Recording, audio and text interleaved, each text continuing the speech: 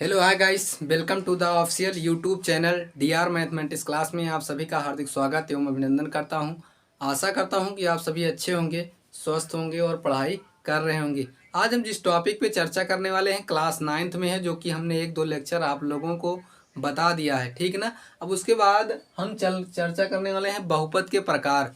बहुपद के प्रकार क्या होते हैं, एक पदी बहुपद क्या होते हैं, द्विपदी बहुपद क्या होते हैं, तीन पदी बहुपद क्या होते हैं, चार पदी बहुपद क्या होते हैं, पांच पदी बहुपद क्या होते हैं, ठीक ना। इसी के टॉपिक पे हम चर्चा करने वाले हैं। पद क्या होता है, क्या कहेंगे, पहले पद जान लीजिएगा। पद यानी टर्म्स क्या होते हैं। एक बहुपद के पद वह होते हैं जो केवल धनात्मक, एक बहुपद के पद जो होते हैं वो धनात्मक चिन्ह को प्रदर्शित करते हैं, ठीक ना। इसको धनात्मक किस चिन्ह को प्रदर्शित करते हैं, धनात्मक चिन्ह को प्रदर्शित करते हैं, चिन्ह को प्रदर्शित करते हैं, ठीक ना। इस क्या होगा, एक बहुपद के पद हैं जो धनात्मक चिन्ह को प्रदर्शित करते हैं, ठीक ना। अब इसके बाद जानेंगे क्या होते हैं एक पदी बहुपद, द्विपदी बहुपद। उस टॉपिक पे हम चर्चा करने वाले हैं यार। देखिए, जैसे एक पदी बहुपद, एक पदी बहुपद, ठीक। एक पदी बहुपद का मतलब ऐसा बहुपद जिसमें केवल एक पद हो, क्या कहलाएगा, हमारा एक पदी बहुपद कहलाएगा। ऐसा बहुपद, फिर से डिफिनेशन हम आपको रिपीट कर दे रहे हैं, ठीक ना। ऐसा बहुपद जिसमें केवल एक पद हो क्या कहलाएगा, एक पदी बहुपद कहलाएगा। जैसे 3x एग्जाम्पल पे, ठीक ना, हम डिफिनेशन आपको बता दे रहे हैं, एग्जाम्पल के तौर पर हम आप लोगों को समझा दे रहे हैं। 3x 2x 2y 3y 4x, ये क्या कहलाएंगे, हमारे एक पदी बहुपद कहलाएंगे, ठीक ना। इसको लिख लीजिए आप लोग, एक पदी बहुपद है, एक पदी बहुपद, एक पदी बहुपद कहलाते हैं, ठीक ना। इसको आप लोग नोट कर लीजिएगा। एक पदी बहुपद ऐसा बहुपद जिसमें केवल एक पद हो उसे एक पदी बहुपद कहेंगे, ठीक। इसको नोट करिए आप लोग प्लीज, मिटा दे रहे हैं, ठीक ना। इसके बाद आप दो पदी बहुपद पे चर्चा करेंगे। द्विपदी बहुपद क्या कहलाएगा, ऐसा बहुपद जिसमें केवल दो पद होते हों उसे क्या कहलाएंगे, दो पदी बहुपद कहलाएंगे। ऐसा बहुपद जिसमें केवल द्विपद हों द्विपदी बहुपद कहलाता है, ठीक। द्विपदी बहुपद, ठीक, द्विपदी बहुपद, ठीक ना।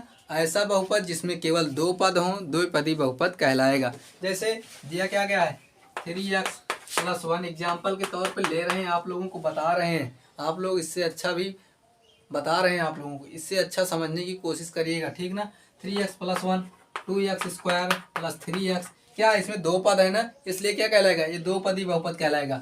4x + 1, ये क्या कहलाएंगे, ETC लिख लीजिएगा आप, ठीक ना। ये क्या कहलाएंगे, द्विपदी बहुपद कहलाएंगे, ठीक ना।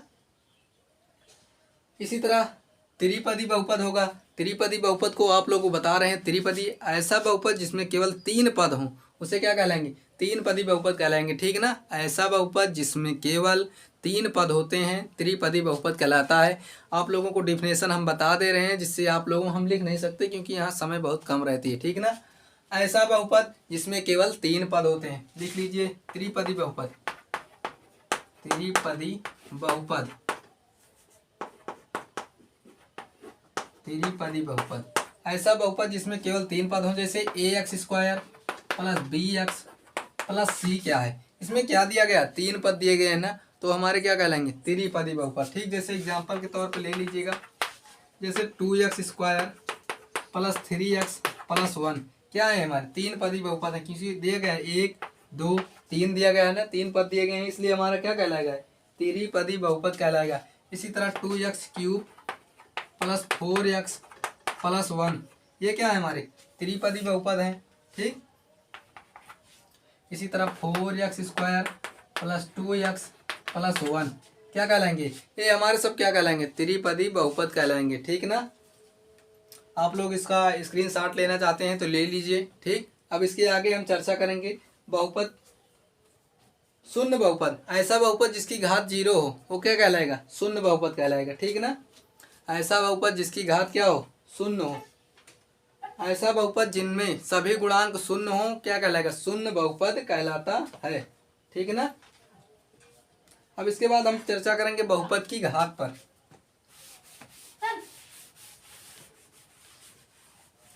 आज हम बहुपद को टॉपिक खत्म कर देंगे, उसके बाद आगे कुछ न्यूमेरिकल का सवाल लगाया जाएगा। ठीक ना। बहुपद की घात, देखिए बहुपद की घात। ठीक ना। अब लिख लीजिए, इसको नोट डाउन करना हो। बहुपद की घात, किसी बहुपद में सबसे बड़ी घात वाले बहुपद में, किसी बहुपद में सबसे, किसी बहुपद में सबसे बड़ी, देखिए इसमें किसी बहुपद में सबसे बड़ी घात वाला, सबसे बड़ी घात वाला बहुपद, सबसे बड़ी घात वाला बहुपद, सबसे बड़ी घात वाले पद को, सबसे बड़ी घात वाले पद को बहुपद का घातांक कहलाता है। कक्षा 8-9 में आप लोग पढ़ के आए हैं इसको, घातांक कहलाता है या कहते हैं। ठीक, जैसे कोई आपको दिया रहेगा, वो बहुपद दिया रहेगा, उसकी आपको घात चेक करना होगा, वही क्या उसकी घात ही उसका घातांक कहलाएगी। ठीक ना। जैसे दिया गया है, क्वेश्चन दिया गया है, आप लोग इसमें आपसे पूछ सकता है, इसमें सवाल पूछेगा आपकी इस बहुपद की घात बताइए। ठीक ना। जैसे दिया गया है, एग्जाम्पल के तौर पे हम अपने आप से ले रहे हैं 3x² + 2x + 1। इस बहुपद की क्या पूछेगा आपसे? घात पूछेगा। इसकी घात कितनी होती है? तो आप लोगों को बताना रहेगा इसकी घात क्या है। इसमें सबसे बड़ी घात 2 है। ठीक ना। या लिख दीजिएगा, इसमें क्या लिखोगे आप कि इस बहुपद की घात, सबसे बड़ी घात 2 है। ठीक ना। इसी तरह आप लिख लीजिए। और जैसे दिया गया है, इसमें एक दिया गया क्वेश्चन 7x⁴ - 3x² + 2। इसमें भी आपको घात बताना होगा, क्या होगी इसकी घात? क्या है सबसे बड़ी घात? सबसे बड़ी घात बहुपद की क्या है? 4 है। ठीक ना। सबसे बड़ी घात बहुपद की क्या है? 4 है। ठीक ना, 4 है। ठीक, बस आज के यहाँ तक हमने आपको बताया है। इसके आगे हम कुछ और टॉपिक पे चर्चा करेंगे, उसके बाद हम न्यूमेरिकल के सीधे सवाल लगाएंगे। ठीक ना।